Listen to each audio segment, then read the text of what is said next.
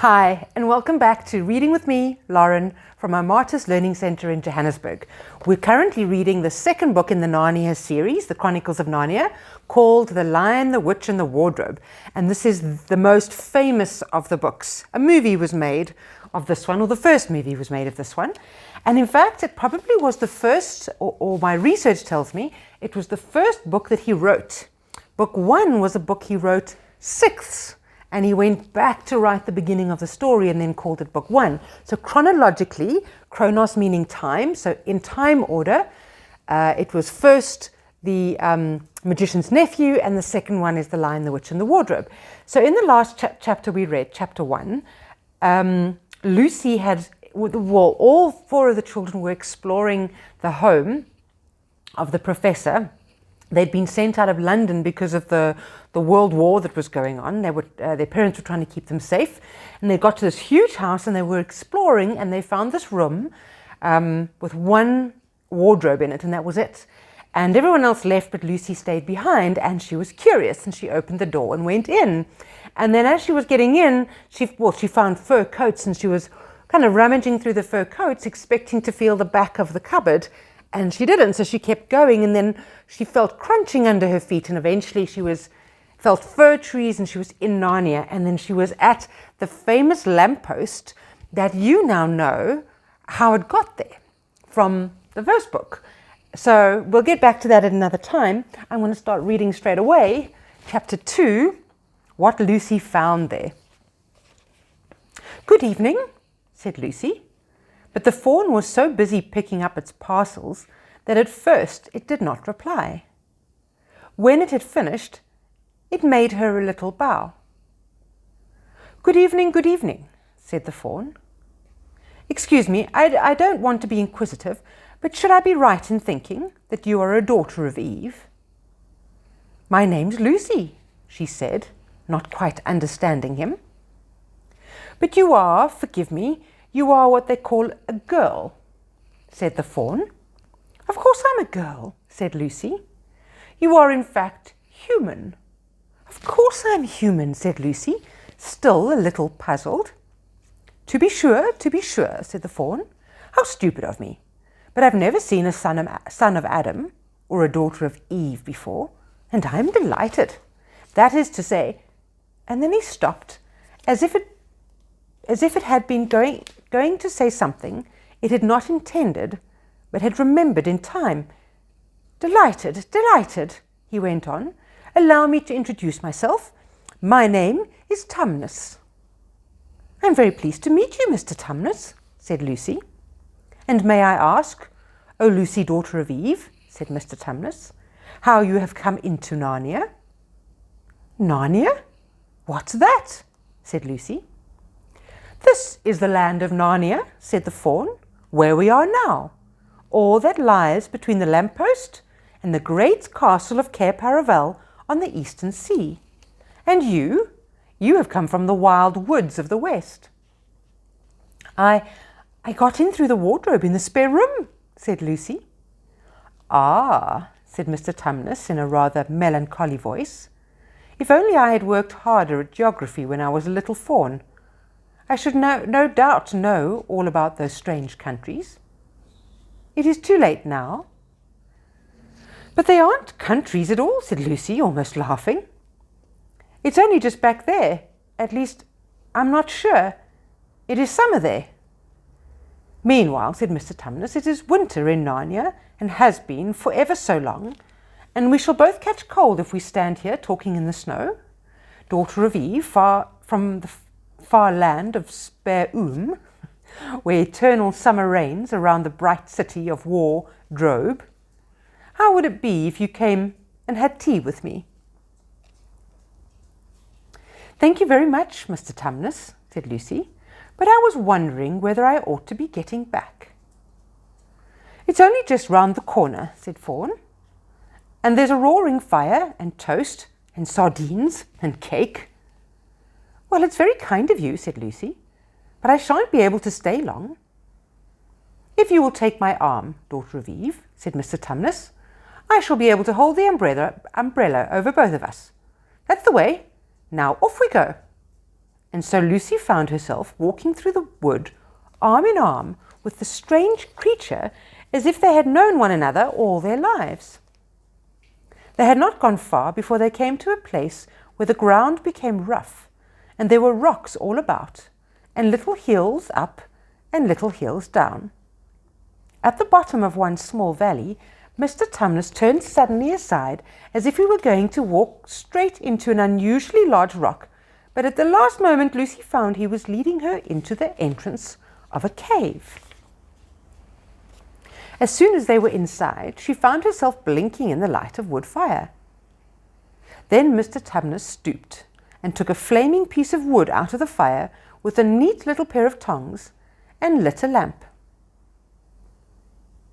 "Now we shan't be long," he said, and immediately put a kettle on. Lucy thought she had never been in a nicer place.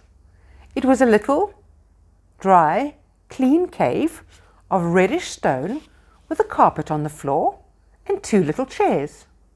"One for me and one for a friend," said Mr. Tumnus, "and a table and a dresser and a mantelpiece over the fire, and above that a picture of an old faun with a grey beard." In one corner there was a door which Lucy thought might lead to Mr. Tumnus's bedroom, and on one wall was a shelf full of books. Lucy looked at these while he was setting out the tea things. They had titles like "The Life and Letters of Silenus and Nymphs and Their Ways or Men, Monks and Gamekeepers," "A Study in Popular Legend," or "Is Man a Myth?" Is man a myth? Isn't that fascinating? "Now, daughter of Eve," said the faun, and really it was a wonderful tea. There was a nice brown egg, slightly boiled, for each of them, and then sardines on toast, and then buttered toast, and then toast with honey, and then a sugar-topped cake. And when Lucy was tired of eating, the faun began to talk. He had wonderful tales to tell of life in the forest.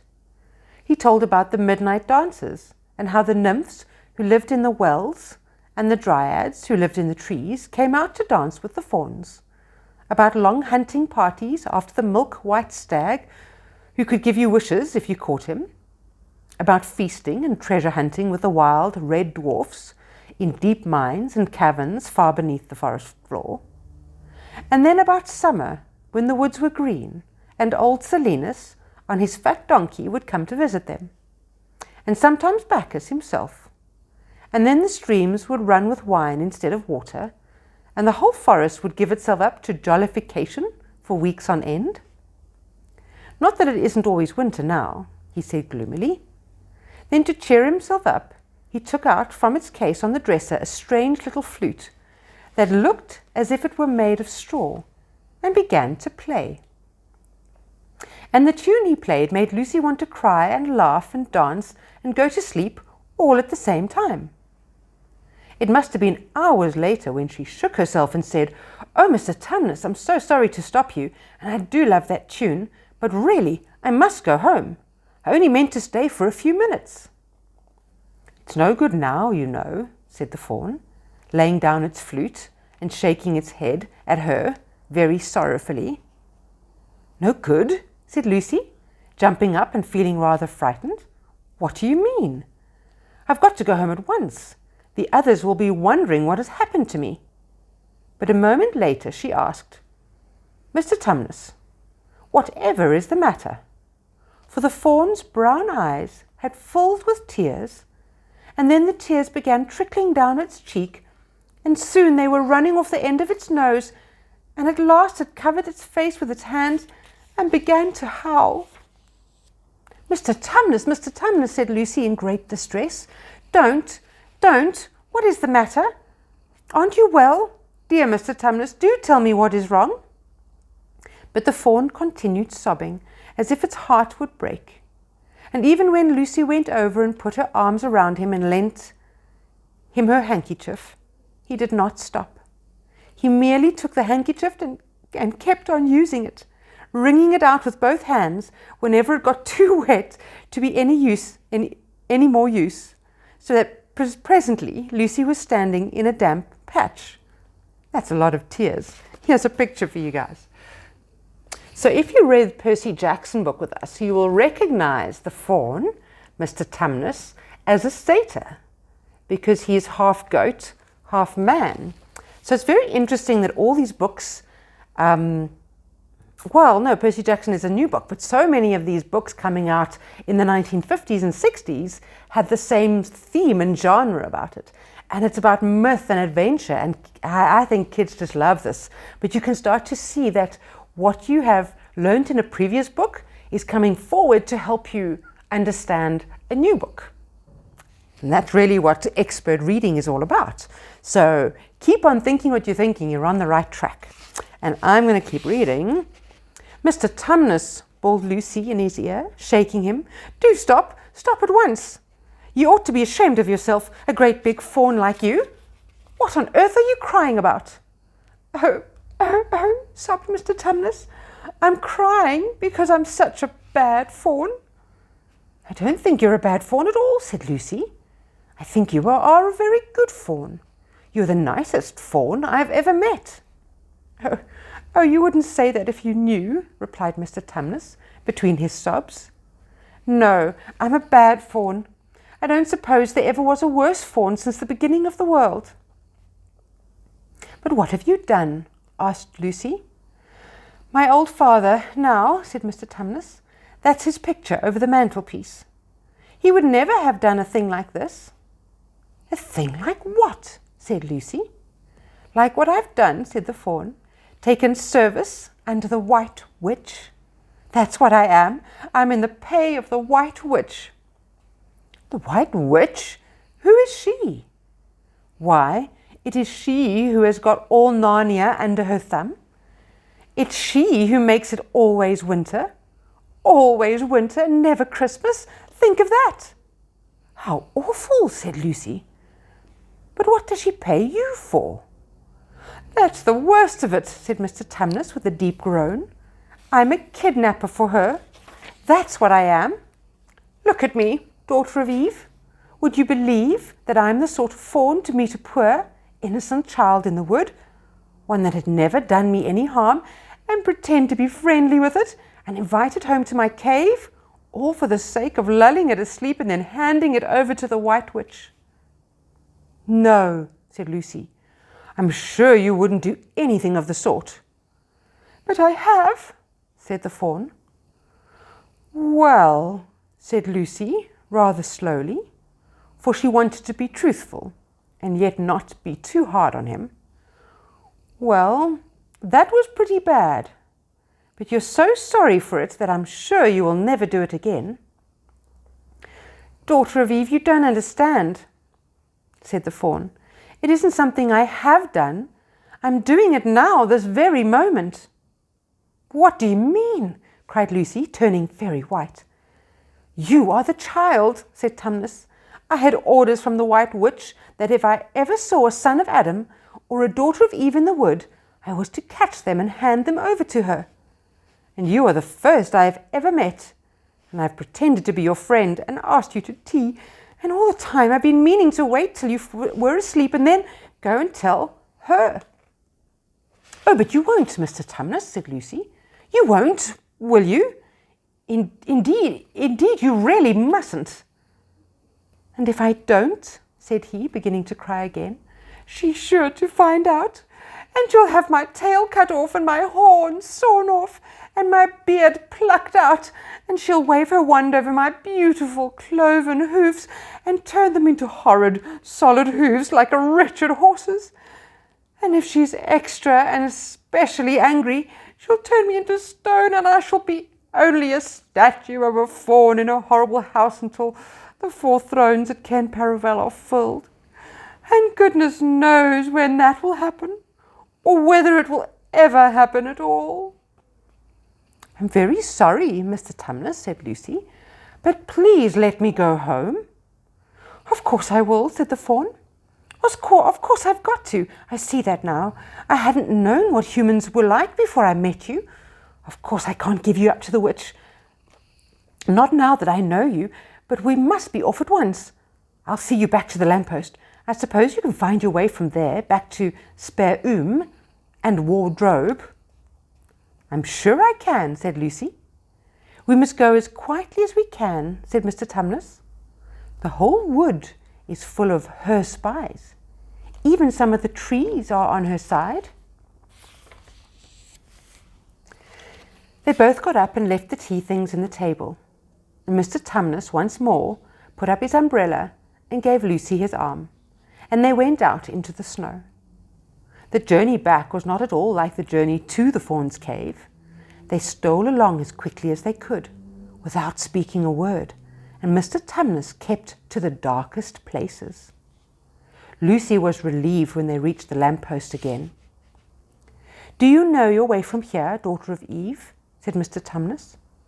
Lucy looked very hard between the trees and could just see in the distance a patch of light that looked like daylight. "Yes," she said, "I can see the wardrobe door." "Then be off home as quick as you can," said the faun. "And can you ever forgive me for what I meant to do?" "Why, of course I can," said Lucy, shaking him heartily by the hand. "And I do hope you won't get into dreadful trouble on my account."